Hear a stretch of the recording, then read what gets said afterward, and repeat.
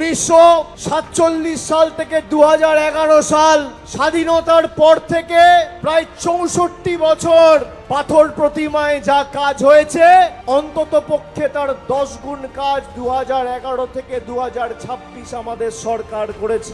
আগে এপার ওপার হতে গেলে শুধু নৌকা আর দু একটা যন্ত্রচালিত নৌকা ছাড়া আর উপায় ছিল না। স্কুলে ছাত্রছাত্রীরা টাইমে পৌঁছাতে পারতো না, হাসপাতালে পৌঁছাতে পারতো না, বাজার হাটে যেতে পারতো না।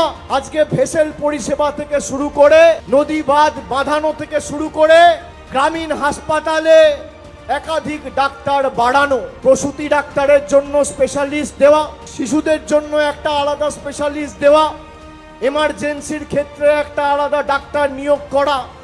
আমাদের সরকার এই সিদ্ধান্তগুলো নিয়ে উন্নয়নের ডালি মমতা বন্দ্যোপাধ্যায় এই বদ্বীপ পাথর প্রতিমায় পৌঁছে দিয়েছে।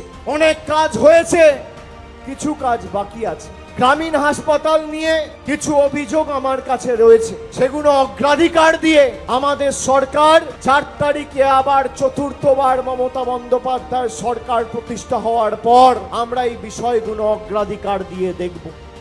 মৎস্যজীবীদের জন্য আজকে কাকদ্বীপে আদানিয়া দোয়ানিয়ায় যে মৎস্য বন্দর তৈরি হচ্ছে, কাকদ্বীপের নামখানাতে পলি জমার জন্য কিছু সমস্যা রয়েছে। জোয়ারের অপেক্ষা করতে হয় মাঝ নদীতে, কিন্তু 40 কোটি টাকা খরচা করে যে মৎস্য বন্দর আমাদের সরকার হাতানিয়া দোয়ানিয়ায় করছে, আগামী 6 থেকে 7 মাসের মধ্যে সেই কাজ সম্পূর্ণ হলে এই পাথর প্রতিমায় থাকা 8 থেকে 10 হাজার মৎস্যজীবীরা উপকৃত হবে। সেখানে বরফ কল থেকে শুরু করে ড্রাই ডক থেকে শুরু করে অত্যাধুনিক ব্যবস্থা থাকবে, শৌচাগার থেকে শুরু করে র্যাম্পের ব্যবস্থা হবে যাতে মৎস্যজীবীদের কোনো অসুবিধা না হয়।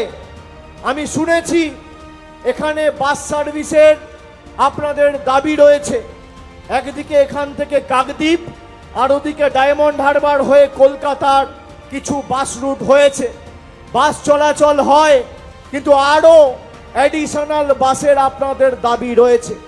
শুধুমাত্র অ্যাডিশনাল বাস নয়, আমি কথা দিয়ে যাচ্ছি, আমতলায় যেভাবে বাস টার্মিনাস হয়েছে, আমাদের সরকার পাথর প্রতিমার এই বিস্তীর্ণ অঞ্চলে আগামী দিন বাস টার্মিনাস করা যায় কিনা সেটাও খতিয়ে দেখে সমীক্ষা করে যথাযথ ব্যবস্থা নেবে।